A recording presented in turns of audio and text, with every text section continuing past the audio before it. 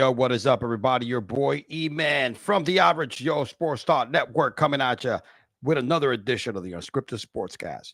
Last week did not go officially live, but even though me and my boy Jim from Fan in the Van, the other half of Cigars of Sports, did go live on TikTok. We did a little live on also YouTube diagonal live crap. Not the usual format, but we were spitting shit out there. We were spitting the game. You know what I'm saying? Keeping it gangsta, keeping it real. Check those out. You go to our YouTube channel. But today I'm back with another edition of the Unscripted Sportscast because there was some noise today in the NBA, and I want to talk a little NBA. Big trades, big signings. Also, we also have some baseball news that I want to kind of touch on as well. So let me just double check my big trades, big signings. There you go. So we do have we have sound. I get paranoid and sometimes, and even though my settings are all right, sometimes the shit crashes. But anyway. Let's get to it, man. Big trade. Big trade in the NBA today. Huge trade. Three-way team. The Heat acquire a prolific scorer. I think you can say prolific. I mean, not the best, but he's a really good scorer. All right, that they've been kind of needing to add to that young core of Bam Adebayo and Tyler Hero. And Norman Powell, who's been having a career year. The Clippers in the exchange also receive John Collins, a nice guy who's has double potential, his entire career with the Hawks.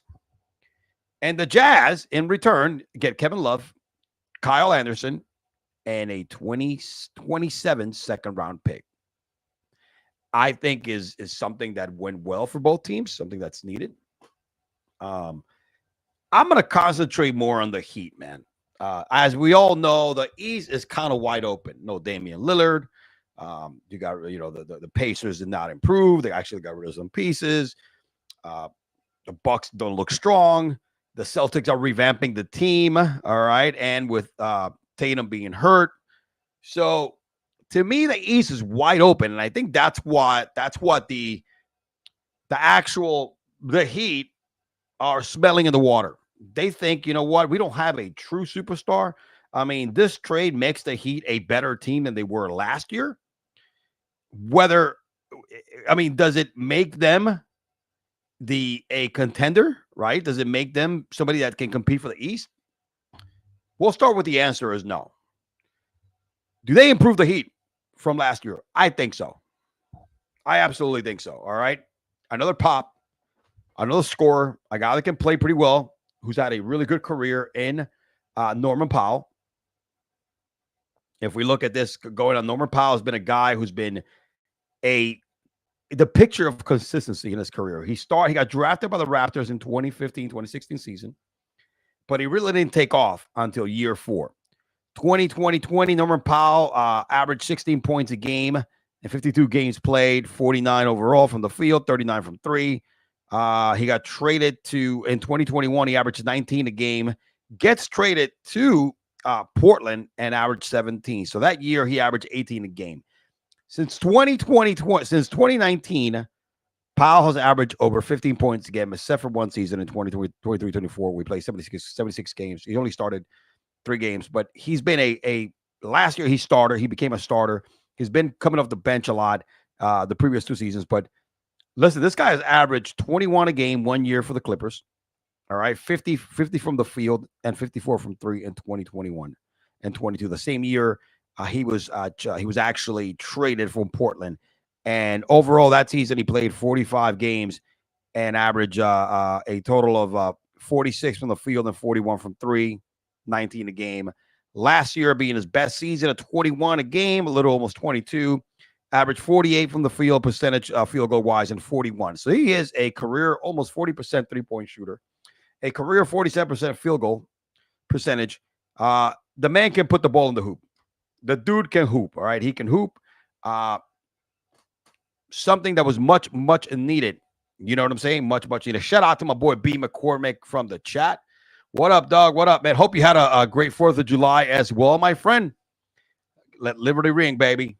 Great. Yeah, I did. Had a great time with the fam, bro. And, just the usual fireworks, beers, barbecue and shit, Good old American 4th of July. Happy birthday, America, once again. It's every day. It's America's birthday. So, yeah, I look, Norman Powell, great addition to the team. I think this is a good move for Miami. It doesn't put Miami in the top of the it doesn't put Miami in the cream of the crop here, the top of the cream of the crop in the East. I think my Knicks are still better. I think Cleveland is better. I think that even though the Celtics don't have, got a lot of new brand new pieces, they still got, I think they're better if Jason Tatum comes back. There's at least maybe 5 teams better. And that other team is also the Orlando Magic, who we're going to talk about here shortly. That's what I'm talking about. But overall, I think this is a positive trade. Very positive trade for the Heat. And again, look, if you look at that starting rotation, let me see. Let's take a look at what Miami got working with. A lot of young players. Miami has a lot of young players. And the future looks bright. All right, the future looks very bright. Here we go. Oh, what happened here? Ah, darn it. Internet is not cooperating. So here we go. Norman Powell, Tyler Hero, Andrew Wiggins, Bam Adebayo, and Karel Ware, second-year player. A very, very modest, decent starting 5. It's also a very, very young starting 5 with a lot of potential. You know what I mean? With a lot of potential. So that's kind of where we're at with that. I don't know what's going on with my Rumble feed, man. It's failing miserably right now. I was kind of trying to, I don't know why it's not showing, but something really happened with my Rumble feed. Not sure what's going on. Sorry, Rumble viewers. I'm looking at it on my other screen here. Go watch it on X if you're not on Rumble. And go ham on X there. You can watch me on X. Go to YouTube. All right. Or even go to Twitch. It's all about Twitch as well. But let's go back to the starting 5. Again, my Rumble feed is not working. I don't know what's going on. But you could definitely go on X or YouTube or Twitch. Norman Powell, Tyler Hero, Andrew Wiggins, Bam Adebayo, Karel Ware. Full season with Andrew Wiggins. That's going to be interesting. Because remember, he came in the trade, in the Jimmy Butler trade. Then you have and then Norman Powell adding to the mix. We know what Tyler Hero can do. He could score. Tyler Hero is a good little player. Also, Andrew Wiggins is a nice little player as well. He can play. He's a two-way defender, former champ. Let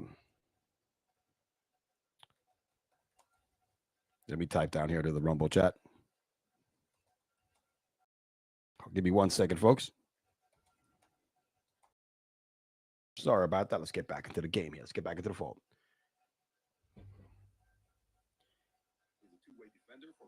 And okay, sorry about that. Going back to it, Karel Ware, we've seen what he's doing in the summer league right now, and then also going ham. Last year, finished off strong. Young player, guy can also score, can also play a little bit of defense. Love it. A nice improvement. A very, very nice piece added to the Miami Heat. Very nice piece added to the Miami Heat. The other big move today was the whatchamacallit, the Orlando Magic locked up their big men. $287 million. Paolo Banchero. People say Banchero. Yeah, it is Banchero. It's Banchero in Spanish. He's Portuguese. But yo, this dude got paid, and rightfully so, because he's been an anchor. He got drafted. This team has been drastically better. They just need to keep building around him. But Paolo Banchero has agreed to a 5-year maximum rookie contract. Is an extension that could lead to $287 million freaking dollars. Includes a player option for the first rookie max since 2021, and of course, Luka and Trae Young had that same deal. 287, boys and girls. 5-year rookie max effing extension. Wow. Ain't this country great? When you could make $287 million putting a ball in the basket. But this team has been drastically better. All right, drastically better since they drafted Paolo Banchero, whatever you want to call him. It's Banchero in Spanish, but it's Banchero, and if you want to give it the twist. But Paolo Banchero, he's a beast, man. He's a beast. There's a reason why this kid is getting the money, because that team has been drastically better since he came into the league. All right. I mean, we all know. Let's take a let me go up to let's go take a look at his numbers real quick. Let me tell you what $287 million gets you, boys and girls. My man averaged 25.5 points a game, almost 26, 7 rebounds, 4 assists. Shot 45% from the field. All right. Enough said. They have a very good young core with him and Franz Wagner. The boy can play. Franz is healthy. The boy can hoop. Tristan Da Silva, young player last year as well. Looking at their full roster, alongside with Paolo Banchero, Blitadze, who's a player that they acquired last year, Wendell Carter Jr., another young buck. All right, hey, look, it's I think Back McClung might make a little bit of some, maybe he'll start some this year. I'm just saying. Corey Joseph, a nice little backup point guard. Franz Wagner, as I mentioned, his brother Moritz, but that's a big two right there. Paolo and what's his name? And Paolo and Franz are the big dogs. They're the big dogs of that squad. But yo, this kid, since he came into the league, this team has been a lot better, has made the playoffs.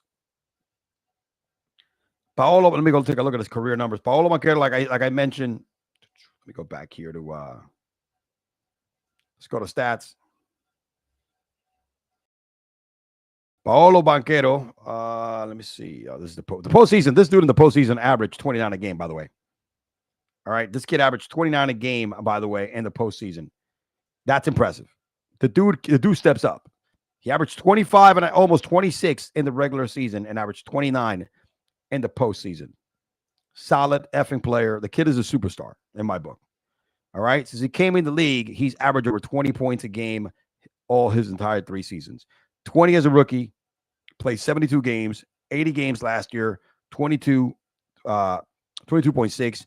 Had some injuries last year, but 25-9. He is just a beast. He's just a freaking beast, man. He's a beast. You got to shore up this kid when he's young. And you have to. You have to. I mean, I think that the Magic are a team that's probably above the Heat, even with the acquisition of Norman Powell.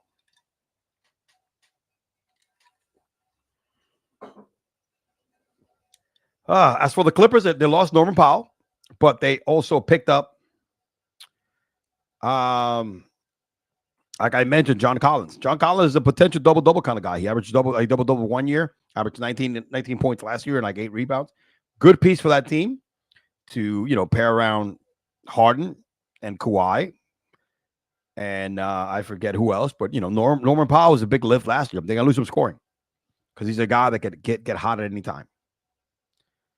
Oh, man. So, yeah, man, shout out to the Magic.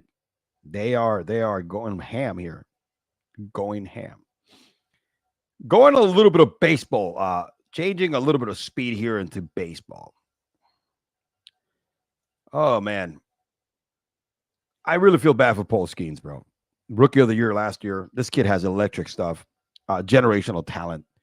I'm hoping he doesn't get burned out here. But it's a crime what the Pittsburgh Pirates are doing to this kid. He is 4-7 for the season in 25 starts, my friend. 4-7 with 25 starts, 1.94 ERA, 125 strikeouts. My man has 7 games with 0 earned runs allowed and 5 with 1 earned run. He has 4 wins. He came out of the scene last year blowing people out the water. I mean, the future looks bright, but man, you just can't. I mean, I don't know, man. I know he's dying to get out of there. It's tough when you go out there. You're probably the best pitcher in baseball with no support and playing for a shitty franchise. The Pittsburgh Pirates, man, they've just have been a joke now for a while. Worst team in the MLB, the Major League Baseball. They don't sell any games.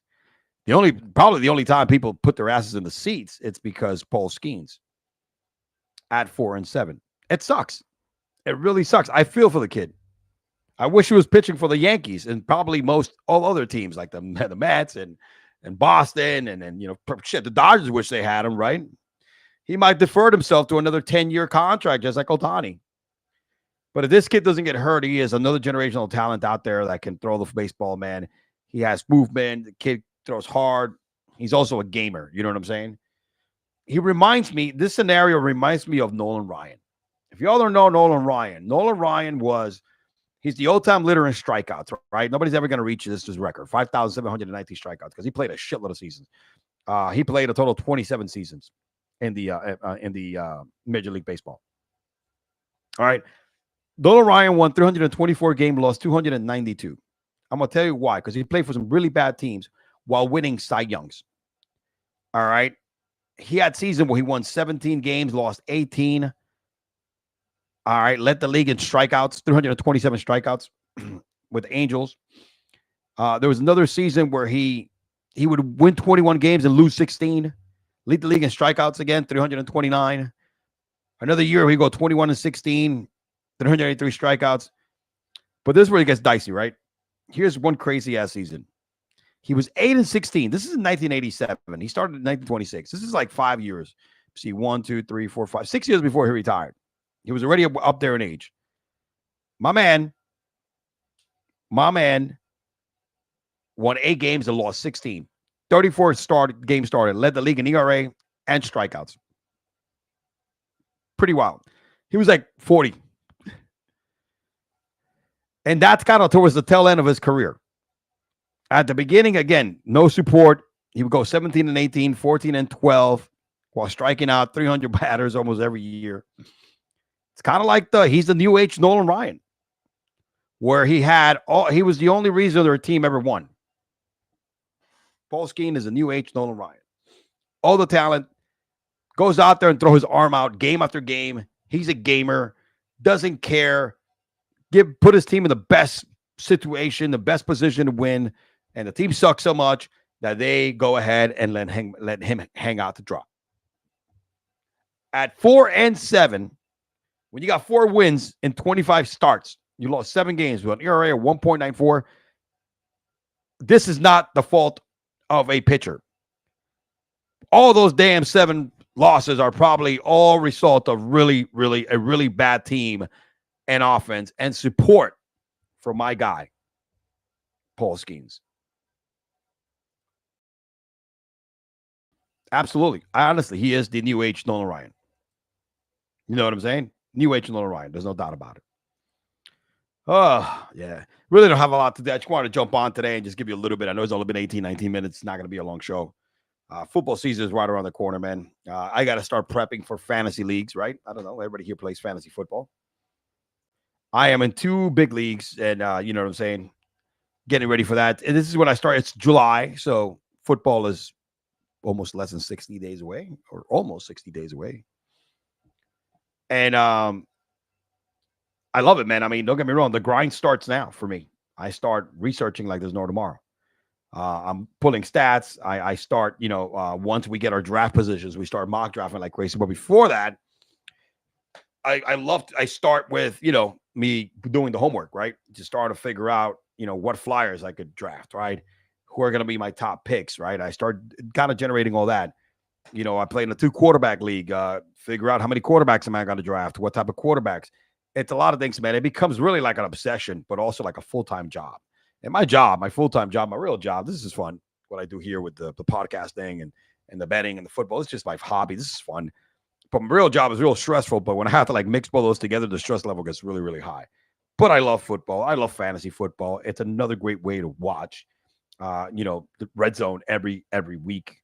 You know what I'm saying? It keeps it interesting. It gets a little stressful, but it keeps it interesting. But can't wait for fantasy football this season, man. I know a lot of y'all are. And there's a lot of good fantasy content creators out here. So, and I want to kind of close this off, right? Yeah, I have to throw a little. I have to. It wouldn't be the average Joe Sports Star Network with a little controversy. And here you go. Why do we do this every year? Kaepernick's team is reaching out, saying that he told TMZ again. TMZ must work for him. That he is hoping he is ready for a comeback and is keeping in shape. You know what I'm saying? Can add value to an NFL team. Seriously, come on. What is going on today what is going on with X-Men? Are we really got to go through this? He hasn't played a game in 8 seasons. I don't want to hear anymore. Okay, forget the blackballing because he kneeled. He took a knee. Whichever way you feel about it, to me, hey, look, I don't disrespect the American flag. Fuck that. But that's my point of view. I get it. But let's call the spade a spade. This dude was in his way out of the NFL anyways. Taking a knee made him relevant. Taking a knee and for the flag and protesting, which he has all right to do. Just not a fan of the modem, the medium, not the oh my God, the way he did it and how. But I do respect his stance and why he was doing it. And for what? That's the God-given freedom you have in this country. But let's not kid ourselves. That's not the reason why he's not in the roster. He was a flash in the pan quarterback. That's it. Once the league caught up to him and his deficiencies were identified by the defenses, this guy became a backup. He was a backup quarterback. And he was probably going to remain a backup for a very, very long time and out the league. He'll get killed. If he was really, really serious about coming back to the NFL after 8 fucking seasons, every season says the same shit, that he's ready, he could bring value. Why didn't he play in the UFL? Why didn't he play in the XFL, the CFL? Show that this man, show that he could belong in the NFL. Why? Because he doesn't give a shit. He's made his money. All right. Nike gave him a lot of money. He doesn't care about the game. It's about his brand. He made a movie, got money from Netflix. He's made more money not playing in the NFL than he did playing in the NFL. He's made more money outside the NFL after he got blackballed, right? Or banned, whatever the fuck it is. You can see this. But when he says staying ready, he can bring value, it's bullshit. Because if he really wanted it that bad, he would have done what Kurt Warner did. Play arena football. He doesn't need to play arena football, but I think if he would have, gone to the CFL, the UFL, the XFL / UFL, whatever it is, and would have gone in there and bowled out, guess what? A team would have probably picked him up as a backup. How many UFL quarterbacks, XFL, whatever you want to call it, have been backups in the NFL since those leagues got revamped again? It's been a few. It's been a couple of guys. The names doesn't come out of the top of my head, but it's been a couple of players. Not just quarterbacks, but also position players. I don't want to hear that. I don't want to hear that he could bring value to a team and he's ready.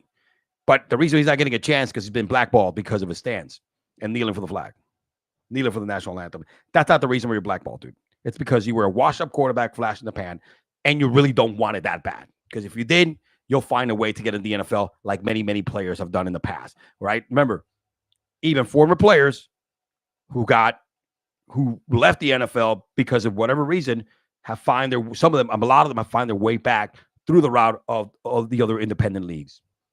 If you really wanted it and you think you could ball out, you would have gone out there balling out and earning your opportunity back into the league.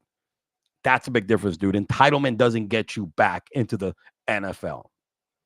Or a clout doesn't get you back in the NFL. Is your gifts and your performance on the field. Is your merit on the field, my friend. Not your entitlement. That's it. I'm done talking about this clown. And you know what, dude? Good for him. He's made a lot of money after the NFL. Way more money than it's probably going to make in the league. On that note, your boy's ending this right here, right there, right now. Appreciate everybody who tuned in. Everybody that's watching here. Rumble feed got a little fucked up. But again, you can find me on YouTube, X, Twitter, Twitch, whatever you want to call it, and X or Twitter. So we're here, and we'll be back next week. Got to touch up. I got to see my man Jim is available this Saturday. Maybe we, make a comeback with another Cigars and Sports. Just wait for the tweet and for the alert, man. Thank you for watching. We appreciate you all, man. Your boy E-Man from the Average Joe Sports Stock Network signing out. Peace. Yo!